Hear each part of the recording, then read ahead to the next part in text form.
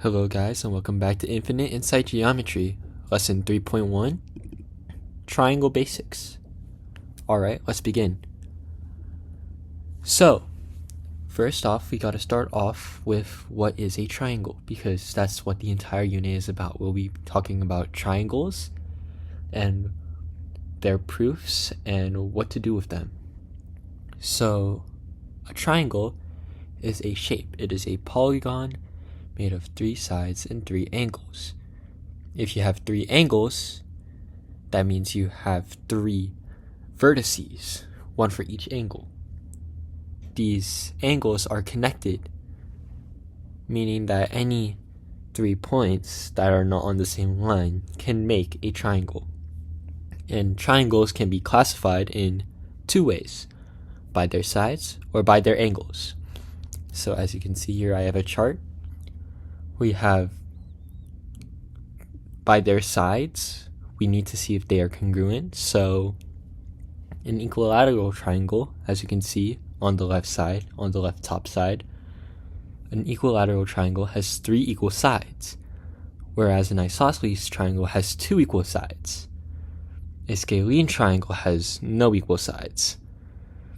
And what we mean by equal sides is whether the sides are congruent. So if all 3 sides of a triangle are congruent, then it is an equilateral triangle. We also have an acute triangle, a right triangle, and an obtuse triangle.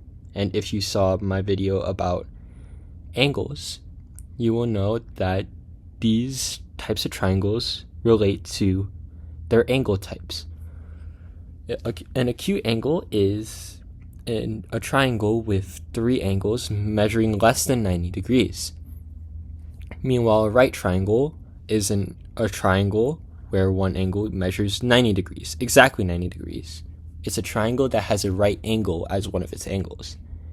And an obtuse triangle is the same as a right triangle, except that it has an obtuse angle instead of a right angle. One angle measures more than 90 degrees. One angle is obtuse, making it an obtuse triangle. So here you can see the definitions for 2.5. You'll see all of the different types of triangles, the definition of triangle, the definition of equilateral, and you will also see another word after it, the definition of equiangular. It's a shape whose angles are congruent, not all the sides, all the angles. And here I will show the congruency of the sides can also tell you the congruency of the angles, the angle measures. So you have the scalene angles, the isosceles angles, and the equilateral angles theorem. If triangle ABC is scalene, then none of angle A, angle B, or angle C are congruent to each other, meaning that angle A is not congruent to angle B, angle A is not congruent to angle C, and angle B is not congruent to angle C. They're all different lengths. They're all different angle measures in degrees. Isosceles angles, in an isosceles triangle, where segment BC is the base of the triangle, that's the base where the side that is not congruent to any of the 2 other congruent sides, then angle B is congruent to angle C. So if you have 3 vertices, A, B, and C, and side AB is equal to side AC, then angle B is also congruent to angle C. And then you also have the equilateral angles theorem, and this one is easy to remember. If triangle ABC is equilateral, then angle A and angle B and angle C are all congruent. And as you will see later, all equilateral triangles are also equiangular because all of these angles is congruent to each other.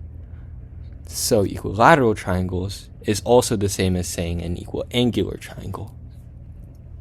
And there are also restrictions on the amounts of types of angles in each triangle.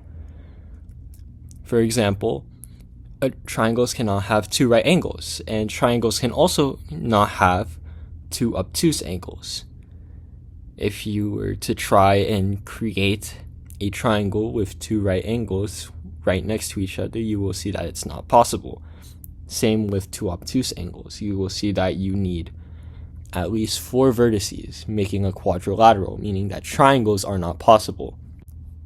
These proofs, these theorems, will be helpful later on in other lessons in this unit, and I think it's important to learn about all of the basics of triangles.